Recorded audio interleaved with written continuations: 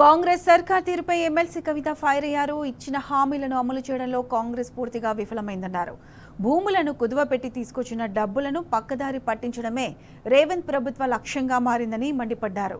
కంచి గచ్చిబౌలి భూముల నుంచి వచ్చిన 10,000 కోట్ల విషయంలో ఒక్కొక్కరు ఒక్కోలా మాట్లాడుతున్నారని పేర్కొన్నారు. అప్పులు వ్యయంపై ప్రభుత్వం శ్వేతపత్రం రిలీజ్ చేయాలని డిమాండ్ చేశారు. ఎక్కడా కూడా పెండింగ్ పనులు గ్రామాలలో చేస్తలేరు. కేసీఆర్ గారు ఇచ్చినటువంటి రోడ్ ప్రాజెక్టులు కావచ్చు, చెరువు పూడిక తీసేటటువంటి కార్యక్రమాలు కావచ్చు, వాటిని అన్నింటినీ కూడా యునానిమస్గా క్యాన్సిల్ చేసిండ్రు. ఈ 16 నెలల్లో ఎక్కడన్నా ఒక చెరువునన్నా మట్టి తీసిండ్రా? ఎక్కడన్నా ఒక చిన్న తట్టెడు మట్టి ఎత్తి పోసిండ్రా? అది ప్రజల దృష్టిలో ఉన్నది. సో వీళ్ళు ఎంతసేపు ఏంటంటే పెద్దోళ్ళకి 1,00,000 కోట్లు ఇవ్వాలి, దాంట్లోకి 20% కమిషన్ తీసుకోవాలి.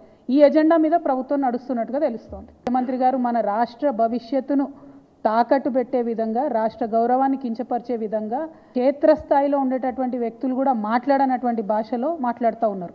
కానీ ఆయన అట్లా మాట్లాడడం వెనక ఏంటంటే ఉద్యోగులకు చేసినటువంటి వాగ్దానాలను ఎగ్గొట్టాలి, ఇచ్చినటువంటి 6 గ్యారెంటీలు ఎగ్గొట్టాలి, అన్నీ ఎగ్గొట్టేసి కమిషన్లు వచ్చే విధంగా ప్రణాళికను సిద్ధం చేసుకుంటున్నారు. కాంగ్రెస్ అంటేనే కరప్షన్. దానికి మళ్ళొకసారి ఈ ముఖ్యమంత్రి గారు ప్రూఫ్ చేస్తూ ఉన్నారు. కొత్త ప్రాజెక్ట్ ఏమైనా డిజైన్ చేసిండ్రా? కొత్త ప్రాజెక్టులు అంత వర్క్ అయిపోయిందా? మీరు 1,00,000 కోట్లు బిల్లు ఇచ్చేంత వరకు మీరు 16 నెలల్లో చేయగలిగినరా? నా దగ్గర ఆధారాలు ఉన్నాయి కాబట్టి నేను ఆరోపణ చేసిన. నేను చేసిన ఆరోపణ తప్పైతే వాళ్ళని శ్వేతపత్రం ఇవ్వమనండి, ప్రూవ్ చేసుకోమనండి. ఎన్ని బిల్లులు కాంట్రాక్టర్లకు ఇచ్చారు, సర్పంచ్లకు ఎన్ని బిల్లులు ఇచ్చిండ్రు, వాళ్ళు ఇచ్చినటువంటి 6 గ్యారెంటీలలో ఎన్ని పథకాలకు ఎన్ని డబ్బులు పెట్టిండ్రు, వాళ్ళని ఆధారాలు ఇవ్వమని చెప్పండి. కంచగచ్చిపోలి భూములను కనీసం అది క్లియర్ చేయకముందే, అది మొత్తం ఇండస్ట్రీస్కి అనుగుణంగా మారకముందే దాన్ని కుదవబెట్టేసిరు. 10,000 కోట్లు తెచ్చేసిండ్రు.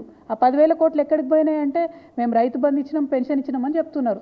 అంటే పప్పు బెల్లం లెక్క మీరు 10,000 కోట్లు పంచుకుంటే ప్రజలకు ఏం జవాబుదారీ ఉన్నట్టు? శ్రీధర్ బాబు గారు వచ్చి ఒక మాట చెప్తారు ఆ 10,000 కోట్ల మీద, ముఖ్యమంత్రి గారు ఇంకొక మాట చెప్తారు, ఇంకొక బట్టి గారు ఇంకొక మాట చెప్తారు. క్లారిటీ లేదు. తెచ్చినటువంటి 10,000 కోట్లు ఏమైనాయి? ప్రజలకు జవాబు చెప్పండి.